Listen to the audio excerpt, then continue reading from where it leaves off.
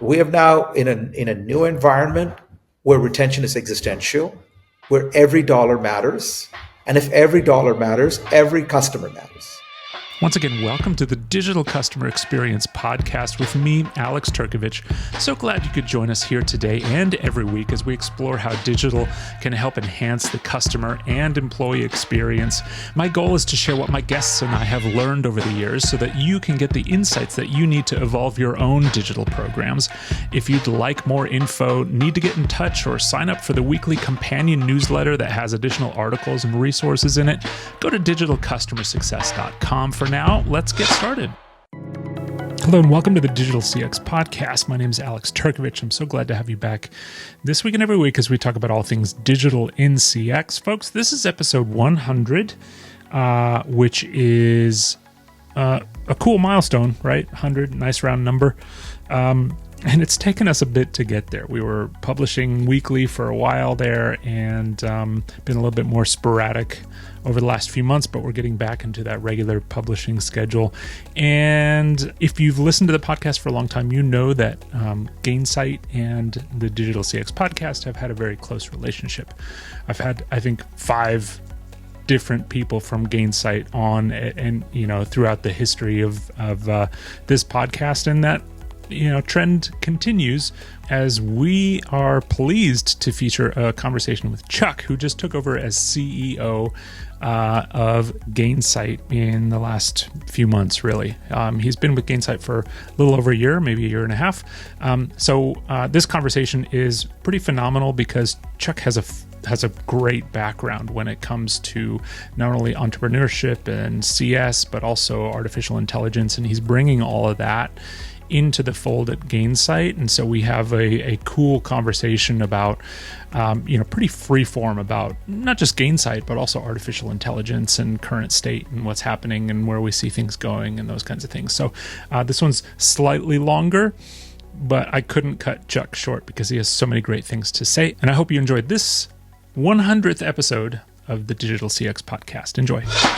Chuck, I'd like to welcome you to the Digital CX Podcast. It's so great having you. Great to be here, Alex. Yeah, it's I think it's so cool because if you look back at like the episodes in this podcast, there's been a lot of folks from Gainsight throughout the couple of years that the podcast's been on. And so in a way, like I've been able to track the evolution of Gainsight a little bit. And obviously you, I think you were brought in probably a year or two ago, something like that. And year and a half ago. Yeah, a year and a half ago. And have recently been named CEO. So congratulations on that. Thank you. Fantastic. It's really good stuff. But what I'd love to do kind of first and foremost, and what I do with most of my guests is I kind of dive into your background a little bit and what your journey that led you into where you are today. But my first question to you is like, basic, what was your first paying gig ever? Like where's your first paycheck come from? Oh, my first paycheck actually was in the year 1995. Yeah. I was a grad student at Purdue. Yeah. Studying industrial engineering. And my first job was to grade undergraduate papers. Cool. That was my first paycheck. That was your first gig. Yeah. That's really cool. Yeah. I mean, I think, yeah, I remember I worked for the university. So you have a little bit of a different educational background than I do. You have like Stanford and Purdue on your resume. I went to music school. So you had so much more fun. You did the right thing, Alex. What was I thinking? I don't know. I wish somebody had advised me better. I had no one to tell me any better. Oh, I mean, I spent more than $100,000 on a degree I'm not using, so there's that too, Hey, you live and learn, right? You live and learn. That's right. But I know a lot of people in the CS community kind of really know about you now because of Gainsight, obviously. But what they probably don't know is some of the rich history that you have. I mean, you spent a considerable amount of time at Salesforce, and you built amazing things at Salesforce. You've also been a founder and CEO, so you have the entrepreneurial thing happening. Walk us a little bit through your journey, your 10-cent tour of your journey, so to speak. Yeah, so interesting. I actually started my career after we talked about my first job at Yeah. Purdue as a grader. After I graduated, I went to work for a company called Ernst and Young doing consulting. And back in those days, this is 95 to 97, they were still using mainframes, if you can believe it, Yeah. right? Wow. So large telcos that were using mainframes to manage their customer relationships, call centers, things of that nature. That's kind of where I got my start. And a couple of years later, I moved out west to go to business school, and then joined this company called Siebel back in the day, in 1999, as a product manager, building some of their CRM products. Yeah. A lot of people don't know this, even though Salesforce has the stock ticker CRM. They Yeah. didn't invent the term CRM. It was No. invented by Tom Siebel back in the Siebel Interesting. days. Interesting. And so, yeah, so I worked there. And so I kind of saw that shift from working on mainframes to client server software, which Mhm. was pretty amazing. And I was part of that growth for 6 years. And then I left Siebel, took some time off, and then I joined Salesforce. A lot of the early Siebel people ended up going to Salesforce, Mhm. and one of them, my good friend Brett Queener, who I ended up working for eventually, and then another good friend of mine, Kendall Collins, who's now back at Salesforce. They brought me into Salesforce from Siebel, Yeah. and I spent a good 5 years there. And the interesting thing was there, I saw the shift from client server to the cloud. Yeah. So kind of already saw two shifts in my career from the mainframe platform to the client server platform to the cloud platform. Hmm. After spending a lot of time at Salesforce building products, I'm sure you've used, and love, maybe know and hate, like Sales Cloud. I am sure you've heard of. You may have heard of a product called Chatter, which was a Yeah. precursor to Slack. For sure. Those are the products that I was fortunate enough to work on. Yeah. And after about 5 years there, I decided I had to scratch my entrepreneurial itch to start a company. So I started a company and it's called Tac.ai, which is in Hmm. the mobile and AI space, Yeah. and did that. It's a VC-backed company, just like you. Did all the fundraise, for Series A, Series B, Series C, Series D, and then eventually sold the company 2023 and joined Gainsight. Yeah. So there again, you sort of see the shift. My career has been this story of platform shifts Hmm. and following these platform shifts and learning and trying to understand sort of how to take what you learned before and apply it to this new world Yeah. that's changing, where the technology model is different, the business model is different, the go-to-market model is different, and just sort of being through that shift from all the way from mainframe to client server to the cloud to AI, now Hmm. with Gainsight and my Yeah. own company, and then now with Gainsight and all the AI work we're doing has been fascinating. And so that's sort of a little bit about my history and why I'm so excited about the time that we have here at Gainsight. The other interesting thing, the parallel track to this, if you run the Gainsight history, it's also Yeah. interesting. So if you think about Siebel, there's no concept of churn, Yeah. right? Like people don't realize that. People used to buy software and CDs where they would pay you money, Sure. and it's typically anywhere between $2,000 to $3,000 per user was the Hmm. price of Siebel, and it's a perpetual license. You get to use it for life. How Yeah. lucky, Yeah. right? And we shipped you a box of CDs, 50 CDs, where you install those CDs into a server and install one of those CDs into your laptop, and now you have Siebel client server. And so there's no concept of churn. There's no concept of recurring revenue. So you don't have Sure. to think about those things. But when, Yeah. when I went to Salesforce, the company had gone public. I joined Salesforce in 2006 when we were probably 800 to 900 people. So still a small company. Hmm. And the company had gone public about a year and a half before I joined. And they were just starting to understand the impact of churn. They had a lot of churn in the mid-market Yeah. segment and SMB segment. They had a huge SMB segment back then. And the churn was incredible, and Wall Street started to notice. So Hmm. internally, they decided, you know what, this churn's a problem. What are we going to do? So they took a few people from sales, from account management, a couple of folks from support, They took all the misfits, if you Yeah. will, Yeah. that were really like wonderful people, highly skilled, but really customer obsessed people, Hmm. and said, we're going to put a team together and y'all need to figure out how to reduce churn. And they were like, okay, what do we call you people? Well, there's no name for this. Well, back in those days, Salesforce's mantra and like the tagline and the ethos of the company was all about success, not software. Yeah. Because Siebel was software and Salesforce was peddling success, right? That's what Right. Right. the cloud model, the SaaS model was all about, delivering success, not just giving you a CD with software on it. Yeah. So they said, you know what, we're just going to call you customer success managers because you're not customer support, you're not account management, you're not sales. What are you? You're customer success. Yeah. It was a completely made up title. There was Yeah. nobody by that title ever. Little did they So know. little did they know. And so then that sort of became a thing. Yeah. And Gainsight and Nick made it a thing. Hmm. Nick Mehta, who I'm sure who you know, who was the founder of Gainsight, who I like to call the God. He hates it when I call him this. I call him the Godfather of CS, and he just hates it. But I like to tease him anyway. Yeah. But what he did was he really took this concept. But interesting story, by the way, is when Nick started his company, I was starting my company, but I was his main conduit relationship to Salesforce, the Salesforce mafia, as they call it. Interesting. Yeah. Yeah. So I introduced him to all the Salesforce people, Maria Yeah. Martinez, John DeRocher, Kevin Sherman, like all of these Uh-huh. early Salesforce CS people, customer success Sure. people. Sure. He didn't know, and I introduced him during those times, and I didn't even realize that until like now when I joined Gainsight That's recently. It's like, amazing. oh, okay, that's probably what it is. So yeah, so that I got to see the early days of customer success, Yeah. and I got to witness Nick take that fledgling idea and Mhm. turn it into a movement. That's so cool.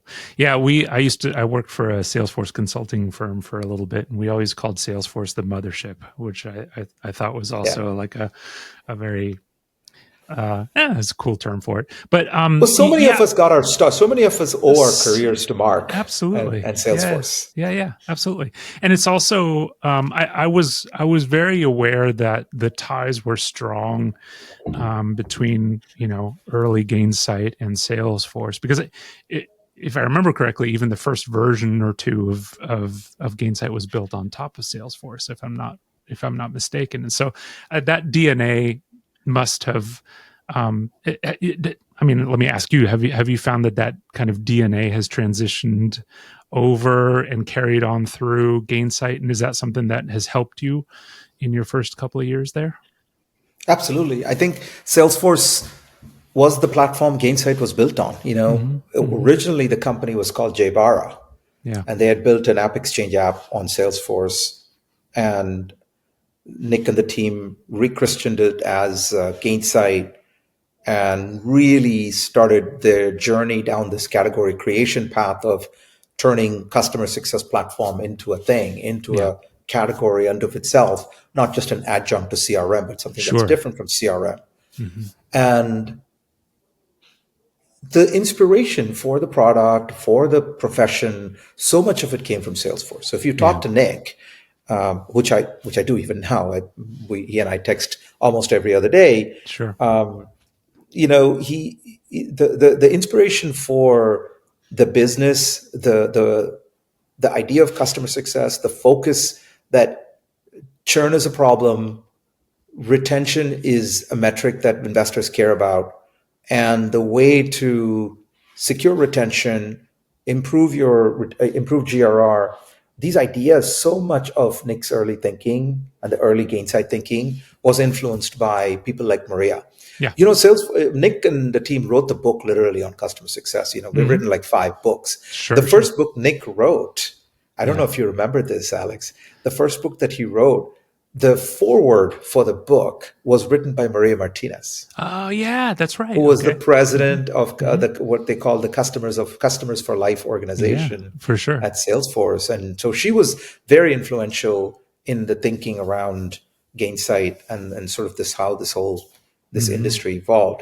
You still Yeah. see some parts of that.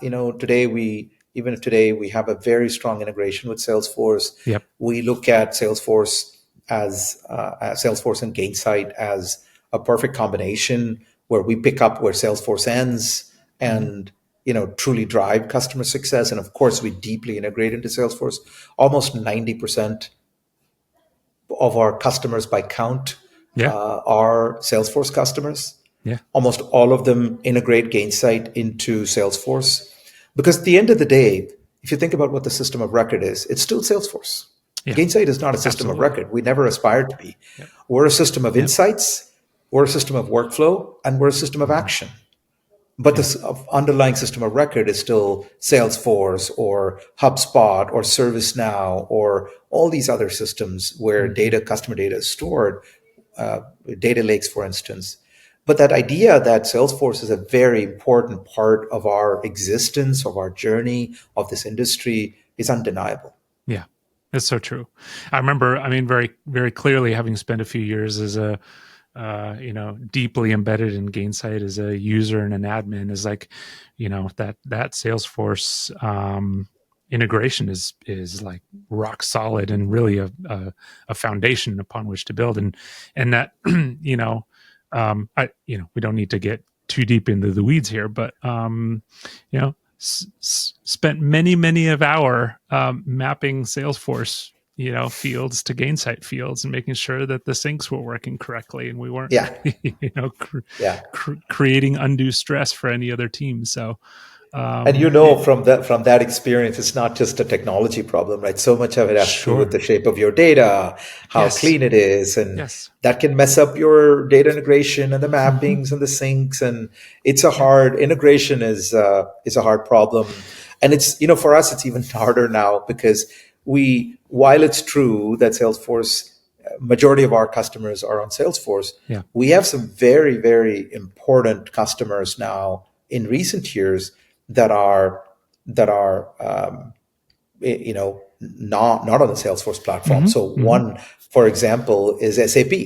Yeah. So SAP became a customer of ours last year. Interesting. And they have tens of thousands of users on Gainsight across the globe, both in customer success and in sales, by the way. Their sales team uses Gainsight too. Yeah. And we have a very deep integration into SAP Sales Cloud, which is their version of CRM. They call it SAP CX. It's a great product. It's completely revamped. They built it from the ground up, and we integrate deeply to it.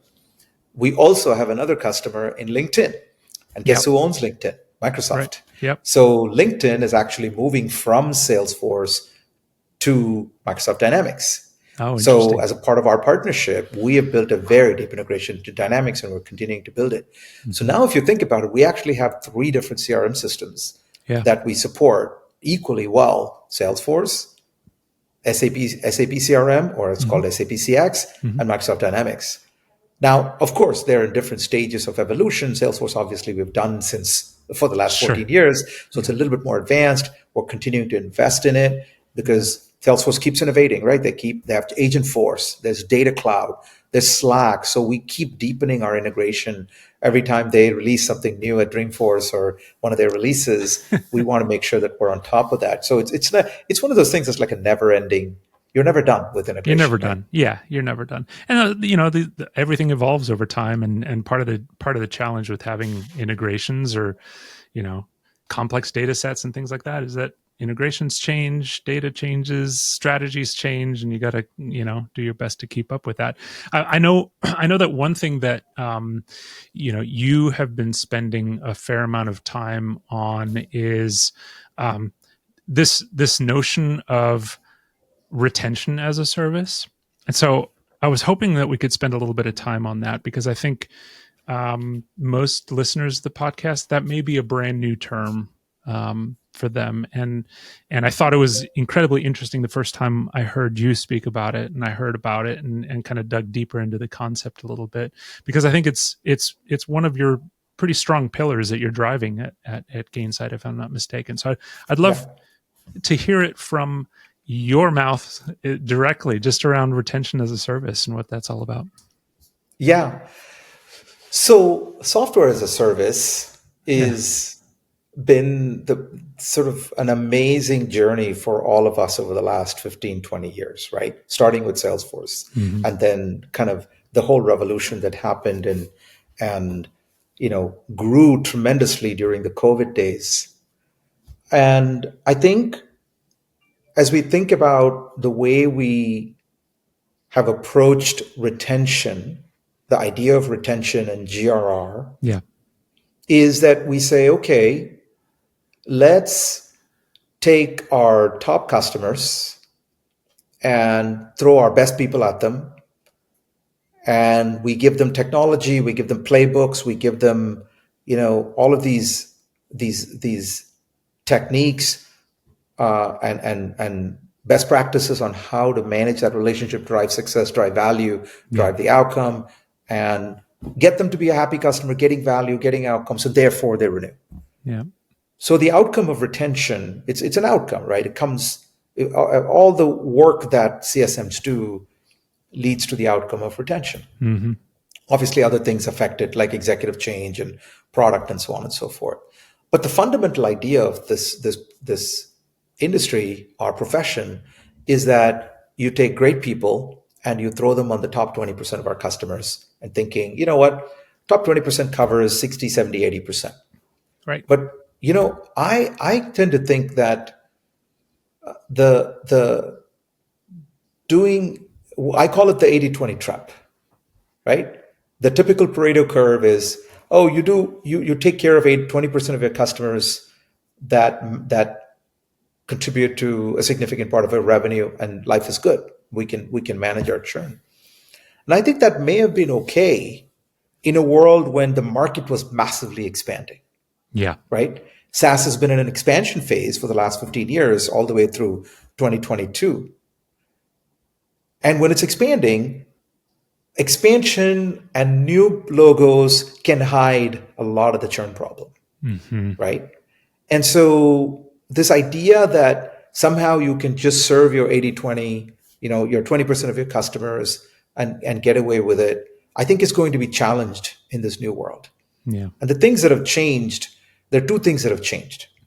Number one, this whole industry, our whole selling SaaS applications hit a wall in 2022 when ZIRP ended, right? Zero interest rate period, which we all benefited from, like the low mortgages that we all refinanced, the unbelievable growth that we all had in ARR. You saw the hockey stick ARR growth that SaaS companies had during the COVID days. A lot of it was fueled by ZIRP, zero interest rate. Yep. And when inflation hit and zero interest rate period ended, it sort of meant like that whole machine hit a wall. And when you hit a wall, then a lot of your churn problems start to become very apparent. So that's one thing that happened. The second thing that happened is that with the introduction of agentic AI, especially agentic coding, what we may call vibe coding or agentic coding using Cursor or Windsurf if you're a developer, or using something like Lovable or Bolt if you're a non-developer, anybody can now build software. Right. That means it could even be your internal IT team that could build software. Sure. So the moat that we all thought we had, as software entrepreneurs, software product people, and VC-backed companies that were building SaaS applications, we don't have that moat anymore because the bar has been lowered so much. Somebody recently gave me the perfect analogy for this. They were talking about this exact thing, how, all of these agentic systems that are now allowing you to kind of code, quote unquote, code or create apps or things like that.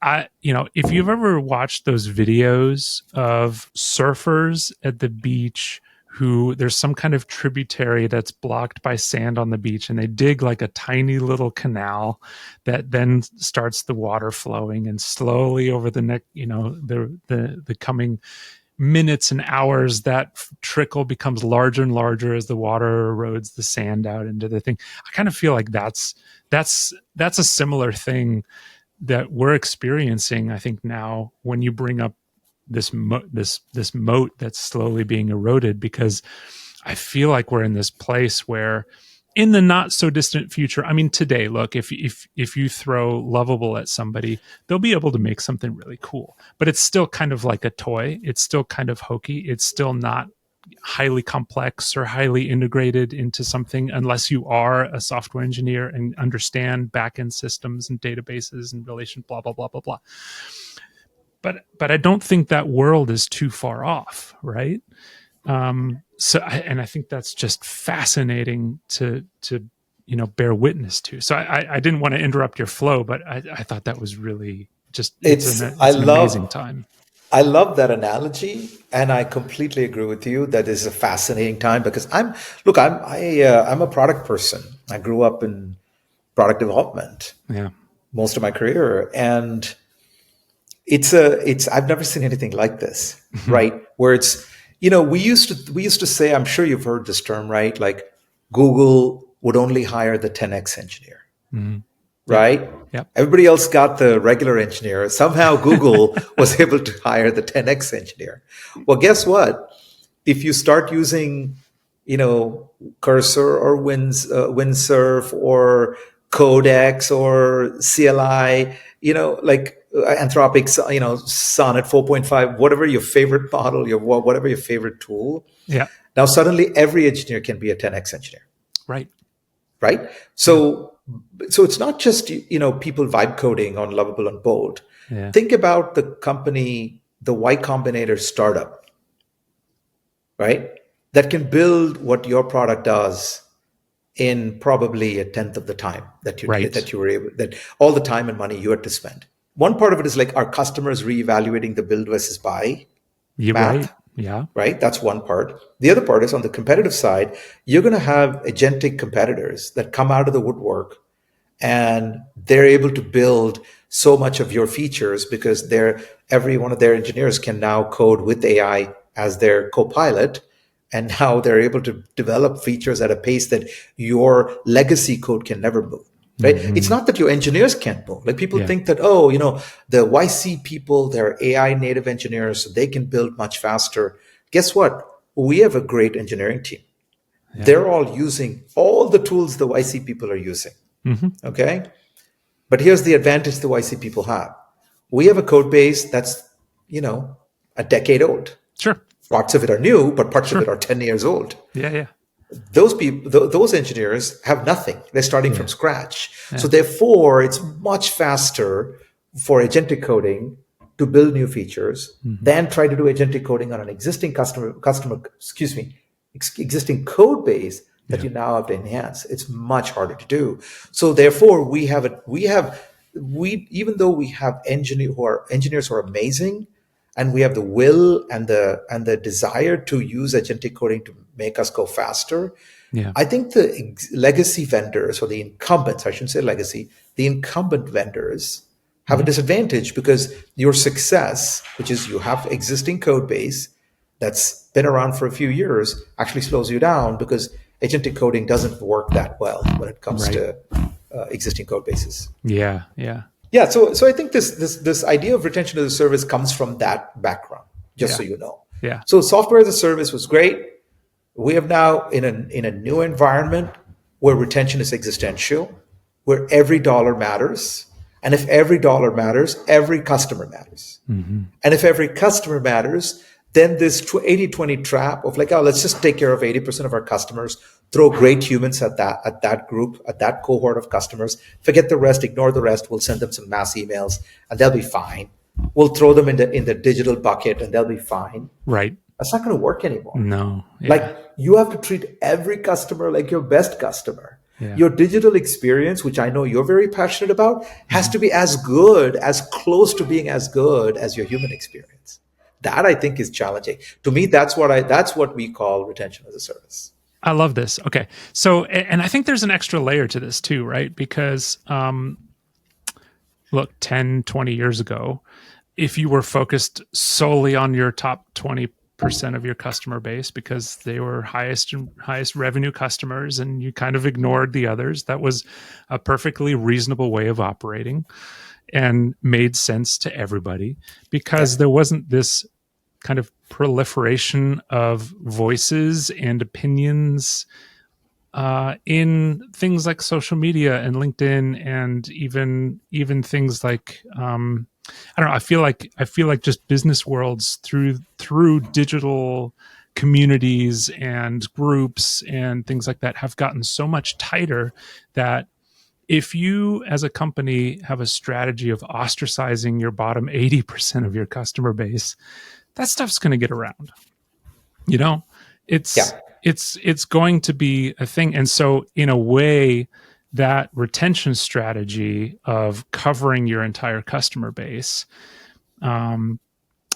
isn't solely a retention strategy too. It's also, you could kind of tie that into a marketing strategy as well, because, Yeah. our communities are so tight knit these days. Everybody talks with each other. Everybody's in the same, especially in my world, which is vertical SaaS, where we serve one industry and everybody in that industry talks to each other on a regular basis. Word gets around, and so I think that's become hypercritical these days too. Yeah. Yeah. It's funny. You said it's a marketing strategy. I'd go one step further and say it's a growth strategy, Sure. Yeah. because your SMB customers of today might be your enterprise customers of tomorrow. Completely agree. We have some customers, some large ones that I won't name their names, but their long tail. We asked them about the long tail, and they were like, "Look, our long tail is only 15% of our revenue. Mm-hmm. Okay, this is the company that has a very large enterprise business. Yeah. So Yeah. 15-20% is their long tail revenue." But you know what they said? They said, "Look, the reason it's important is not just because of that 15-20%, which is still a reasonable, that's a nice big chunk. And that churns a lot, by the way, right? The long tail typically churns a lot. So you do the math, you go, oh, it's only 20% of my revenue. But if it's churning at 60%, Mm-hmm. okay, do the math.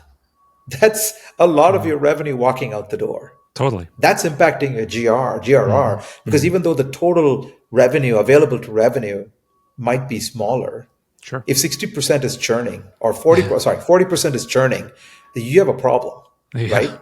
Massive. So it's going to show up in your numbers. So I think that's the math we forget, is that yes, the revenue is small, but the churn is very high. But what's even more beautiful is this customer, they told us, they were like, "Look, these companies, we have seen that if we can make them successful and we can get them to adopt the product and grow the product, our growth comes from them, because they grow at a very fast pace, because you have new products that you want to sell to them. They're actually perfect expansion candidates." So I think this idea that these smaller customers are somehow not important is such a mistaken notion. I will just say one thing, which is, you said, ostracizing those long tail customers is a bad idea. I don't think any leader in customer success sets out a goal of saying, let's ostracize those people, right? They Right. don't do that. I know that's not what you meant. I just want to pick up on that word for a little bit. We all have great intentions. We do. We want to treat those customers really well. Nobody wants to treat no matter how small they are, you want to treat them well. So in our hearts, we know it's the right thing to do. But the economics never made sense, Right. right? And you could never hire enough humans to go after that base. And you can't But make a day 26 hours long to, You to can't. handle You it all. cannot do that. You cannot do that. Maybe nowadays, everybody's talking about 996, which I'm like, Right. we're all workaholics. We all work way more than that anyway. But Exactly. like this 996 seems to be the new thing in Silicon Valley these days, as I'm sure you've Interesting. seen. But I don't know if you've heard. I haven't actually. That's a new term look for up me. 996. Okay, Yes, I will. 996 is this. It's a meme in Silicon Valley, where you work from 9 a.m. to 9 p.m. 6 days a week. Oh, That's yeah. like the new standard. If you're working for one of these AI companies, that's the new expectation, right? So I know a lot of our, people in our community work equally as hard, if not more. But there's only so many hours in a day. There's only so many customers you can reach. So you can never hire enough humans to serve the long tail in the way they deserve to be served. Totally. But you know what you can do now, which you couldn't do 2 years ago. Actually, you couldn't even do 6 months ago, maybe, is you can hire agents to go after that long tail. Yeah. And to us, that is the idea, where you can have agents and humans working together to cover your entire customer base and treating every single customer like your best customer. You couldn't Coexisting. do it. You couldn't do it without agents, but you can now with Yeah. agents And and humans. I don't, it's not enough to just throw an agent at things, right? Because if you, build an AI agent that does XYZ, that's all well and good. And that's going to handle a lot of, different use cases, and it's going to handle certain scenarios that come up. But at the end of the day, that orchestration between agent and human, I think, is really where the power is, because you want to make your humans as effective and as powerful as possible, and one of the ways to do that is you're going to have the agent take off the mundane Yeah, repeatable things, and the low value activity, throw the agent at those kinds of things, but then have the agent engage the human when it gets into a different territory of value or retention, or whatever it may be. So I think the system of all of that is fascinating. 100%. I Mm-hmm. mean, I tend to think of agents in sort of in two flavors, and this is a little bit inspired by a talk that Andre Karpathy gave at a Y Combinator event. Do you know who Yeah. Andre Karpathy Yes. is? Uh-huh. Yep. So he did this awesome talk in September, I think, Okay. late September, where he talks about the decade of agents. Now, people say like Interesting. 2025 is the year of agents, Right. and to me that harkens back to like back when I was here when I first moved to Silicon Valley in '97. People thought .com was going to change the world in a Yep. year. Right. It took 20.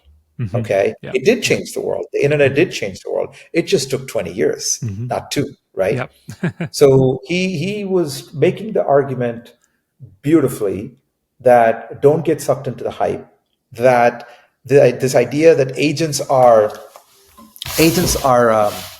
it's not about the year of agents, it's about the decade of agents. Yeah. And one thing that he did really well, beautifully in that is he talked about two kinds of agents: augmentation and autonomy, two properties of agents, right? Mm-hmm. The augmentation agents are those that are agents that are you helping you do things better. You Yep. got human CSMs doing work, serving their customers every day. How can you help them do things better, right? Autonomous agents that drive with autonomy without human supervision. Maybe there's human supervision, but it's not humans actually doing the work. Humans Sure. maybe are supervising the agents, but the agents are actually doing the work. Give you Yeah. an example. What's such an example? Well, one we're working on is called a renewal agent. Yeah. So if your renewal is coming up and you're a long tail customer, we're not going to have. It's not economical for you to hire a CSM or a renewal manager to call somebody that's paying you $2,000 a year, right? Right. But what if an Totally. agent could call them? What if an agent could email them and get them, 90 to 120 days, 90 days, 60 days before, have that cadence? The agent does its own cadence. It writes its own emails. It makes phone calls to the customer. Yeah. That's what we've built. And if you could do that, then you are able to get that customer renewed in a way that you just couldn't have done before. And so to me, that is an autonomous agent. You need humans to supervise those agents, but they work Sure. autonomously. So I Yep. think this augmentation versus autonomy is a really interesting way to frame how does agentic help in Mm-hmm. the customer I experience. think that's incredibly smart, and I totally agree, because and there are a lot of business processes where an autonomous agent probably isn't the right solution, and I feel like there's a lot of people just rushing to build stuff, and rushing to kind of get in the game because they feel like they're going to be left behind. And I'm here to tell you that if you are in that category of feeling stressed out about not having built an agent and installed an agent to do something, it's still early days. You're not behind the eight ball. The fact that you're like listening to podcasts like this and reading up on agents actually means you're probably ahead of the game a little bit. And truth of the matter is that we're still early days on all of this agentic stuff, because I mean, the use cases are endless, and the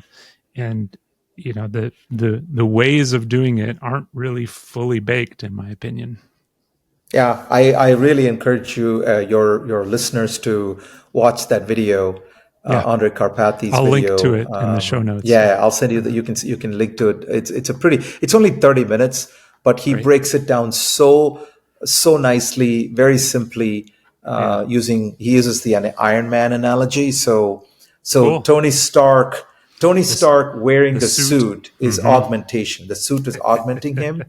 But in one of the later movies, the suits started flying on their own. They had an Yeah. army of suits, the Sure. robots. Sure. That's autonomy. They're Yeah. flying and doing things by themselves, and Jarvis is controlling them. So if you think about these two paths of agents, they're both equally valid. They're Yeah. both equally useful. One set of agents helps you humans. One set of agents does the work without the human involved Right. for the customers that you cannot put humans onto because it's uneconomical. Yeah. It's what I found is that in terms of adoption, augmentation agents are actually easier to get going with, and we have some of those. So, for example, Staircase, it's a company we bought last year and has seen 7x ARR growth in 1 year. It's Amazing. just come like unbelievable growth, and that's an augmentation agent, right? Yeah. It Yeah. it basically allows a CS leader to get a sense of what's happening in the customer base, where the risks are at, where the expansion opportunities are at, and arms the CSMs and their leadership to think about their customer base in a completely new way. And that's supremely useful. It doesn't work autonomously. I mean, it works Yeah. for the user. The user has to consume that and take some action. Yeah. But it's unbelievably useful. And I think those kinds of agents, I think there are more of those available, including from us, and there are other companies that provide it. Sure. And you can even build some of your own. I mean, anybody who's ever built a custom GPT for Yeah. themselves has is done using autonomous agents. Exactly right. Especially if it's a long running process where you can pull some of these things together. I know people who are using Zapier Sure. and integrating to their systems, like get some Gong recording calls, get some data from Gainsight and Salesforce, throw it into Notebook LLM, and then push it out to this, and then stick it here. Like, people are building this stuff. That's happening. We have our CSMs, some of them who are exploring and building their own agents to make their jobs easier. I love that. And I so encourage frontline CSMs to not wait for their operations team to launch a new tool. Like, get in there and do stuff, and do things that your team members will benefit from. Because you're right. A lot of people ask me, a very common question that I get is, okay, I'm using ChatGPT now. I'm like, awesome. That's great. In fact, I did kind of back-to-back years of one of the major conferences or whatnot, and the first year I asked the question, how many people in the room were using ChatGPT on a daily basis? Maybe 30% raised their hands. And then a year later, which was last year, I asked the exact same question. Probably 90% of the room raised their hand. I was like, awesome. Yeah. Okay. But the question I always get is like, what's level 2? Like, where do I take this thing to the next level? My answer invariably is automations, whether it's Zapier or make.com or OpenAI now has an agent builder in there as well. Yep. There's all these tools where you can essentially connect systems together to have these, custom GPTs or these agents do things for you. And okay, let's be real about this for a second. A lot of people live in a data environment that does not allow them within the confines of their enterprise to go build stuff like that. Okay, totally get that. But I'm curious to get your take on this a little bit. And this is totally off topic. We didn't prepare for this at all. But like, I see the value of enterprise automations, just exploding in the next few years if they aren't already, and having bespoke people in, RevOps teams or IT or wherever that may be. Heck, chief automation officers. I think that's a thing, right? Surely it's a thing. Oh, I agree. You should talk to You should talk to Wade Foster, who's the CEO of Zapier. Yeah. I spoke to him a couple of weeks ago, and it's incredible what he has done. Of course, they offer Zapier to their customers, but they're also the best users of Zapier internally. Yeah. And he has automated everything in his own life. Like, for example, his EA, his executive assistant, Uh-huh. uses Zapier and LLMs, because from Zapier, their framework, you can call LLMs to do all the summarization tasks, Sure. and other sort of probabilistic tasks. So she built an entire set of operations to make what they call exec ops. Think about sales ops and rev ops and marketing ops, Yeah. and he's like, well, she created exec ops Yeah. all using Zapier. I was so inspired by that, and so we're now we're talking to their team about how we can learn from that and how we can enable our employees within the company, regardless of which department you're in, customer success, support, legal, finance, accounting.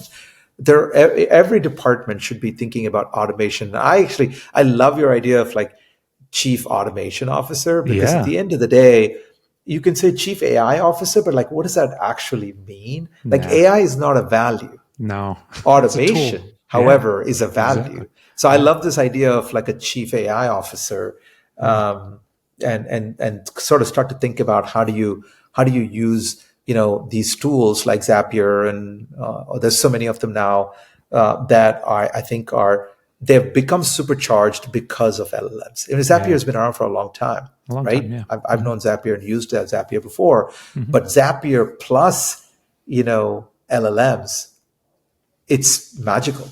Yeah. And even in your own personal life, I'll give you a fun one. I have an NFC tag in my car, and I built an Apple automation that basically, when I scan the NFC tag, it sends a text to my wife. It says that I'm headed home. Awesome. It's like, sure. Why not do that kind of stuff, So, but I think it's that kind of, I think we're only limited by our creativity on some of this stuff, and I think that extends from leadership level all the way down to individual contributor. So I need to build one of those NFT tags for my son. Yeah. He started driving last year, and ever since he started driving, it's been it's been difficult for my wife and I to keep track of where he's at. That's a good one. I'm sure. Maybe I'll borrow your Zap recipe. Totally. Well, look, I want to be respectful of your time, and we've had an amazing conversation. We didn't talk about half the stuff that we were going to talk about, but we talked about some amazing things. So I think we might do maybe a part 2 at some point. But I would love to kind of close out with like quick questions. One is just around your content diet and what you're paying attention to, whether it's Substacks or blogs or podcasts, and what are you digesting on a regular basis? Well, a lot of it is a lot of it starts with LinkedIn these days for me, and I follow a couple of very people that have very, very, very useful things they post. There's a lot of not very useful stuff. There's a lot of AI slop in LinkedIn, so you have to be careful. Correct. But I think I'm slowly training my LinkedIn algorithm to give me stuff from people that I respect, and Substack. And a lot of them, by the way, just link to their Substack. That's one way to tell, right? Like, that's huge. You'll see some AI slop that's just there, but some of these people who have really good content, they'll post the summary and then they'll say, here in the link, here's my Substack to go read. Yeah. So a couple of favorite people that I love, 2 people that I love reading amongst others, but I'll mention 2 that I think I would recommend to your listeners. One is Professor Ethan Mollick at the University of Pennsylvania. He is amazing. I've met him once before at one of the events. He's just sort of a leading thinker on what's happening in the world of AI. But he's a business school professor, you see. Interesting. So he's a technologist. He teaches at Wharton, at the Wharton Business School at the University of Pennsylvania. But he understands technology very deeply. So he studies and he works. By the way, before you and I see any new model from OpenAI, he has access to it. He's in there. And OpenAI has given him access to like 3 weeks or 4 weeks before you and I got it, and he's played around with it. And he's, like on the day they announce, he posted this. I've been playing around with this for the last 3-4 months. This is what it does, what I like, what I don't like. Yeah. Amazing guy. He posts some great content on LinkedIn, has a Substack. His Substack is called One Useful Thing. Cool. Okay. Amazing. Just, I would highly recommend that. The other one I've started reading recently is a partner at one of the VC firms, Bain Capital Ventures. Her name is Sanya Ojha. Last name is Ojha. And amazing, like less technical, but more on the industry dynamics, pricing, partnerships, sort of strategy, AI strategy and how it's evolving. She's amazing. I don't know if you've read any of her posts. I haven't, no. But I will. She's fantastic, like fantastic analysis, like her takes on what's going on. She had like a very interesting take on this whole the $100 billion moving between Oracle and OpenAI and NVIDIA. Sure. Just like you pass $100 billion around the table. That's it's amazing. It was really fun read. I think she has some fantastic takes, and I always respect and like reading her stuff. Another eternal favorite of mine, just going back to like the old SaaS, what's going on in SaaS and SaaS metrics, is Clouded Judgment. By Jamin Ball, who I'm sure you know from Altimeter. Yeah. And last but not least, my favorite of all time, if you're interested in technology, I love listening to anything Andre Karpathy says. Yes, of course. He just did. By the way, did you just watch the Dwarkesh podcast? No, I didn't. So do you know the Dwarkesh podcast? Yep. So he just did one this past weekend. They released it, I think, Friday or Saturday this weekend. And it's 2.5 hours, so it's hard to take the time to listen to all of it. I'm trying to listen to bits and pieces, in between meetings or when I'm driving my kids to activities. But it's a 2-hour 2.5 hour podcast about the future of AI and agentic. Must listen. And I think I'm about like a third of the way through, and I can't wait to listen to the rest of it. Cool. I'm going to link all of those in the show notes. So if everybody wants to follow what you're following, they will be able to. That's great. I appreciate that.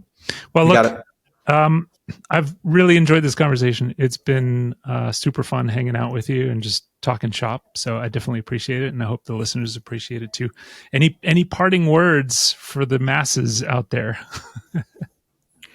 I think listening and learning in this day and age is so important for us to stay on top of what's going on. Like I said, I think I've been in this industry for 25 years building software and technology, and I've never been more excited. And bringing that learning mindset is so important now. No matter how much experience you have, and you have to take a beginner's mind to everything because everything is changing. And yes, it's not going to change in a year, but it's going to change. The world's going to look very different in 5 years. I wouldn't even say 10 years. I think in 5 years, it's going to look very different. So I think the more we listen and learn to podcasts like yours, some of the people that we've talked about, just keep an open mind and keep on learning. That's what it's all about. And just don't forget that, like, I think in this, at the end of the day, this practice of customer success that we're in is an eternal practice, right? Like, who doesn't want to? Like, when have not good things happen? Good things have not happened when you make your customer successful. That's never going to go away, whether it's AI or agentic or whatever. Yeah. And at the end of the day, humans buy from humans, like you and I talking to each other, right? So the human relationship matters, and as long as we stay focused on that and we keep a learning mindset, I think we're gonna have an amazing future. So I appreciate you. I completely agree. That human to human thing is never going away. So it's not going away. Yeah. Well, I appreciate you having me on the show. Thank you for joining me for this episode of the Digital CX Podcast. If you like what we're doing, consider leaving us a review on your podcast platform of choice. If you're watching on YouTube, leave a comment down below. It really helps us to grow and provide value to a broader audience and get more information about the show and some of the other things that we're doing at digitalcustomersuccess.com. I'm Alex Turkovich. Thanks so much for listening. We'll talk to you next week.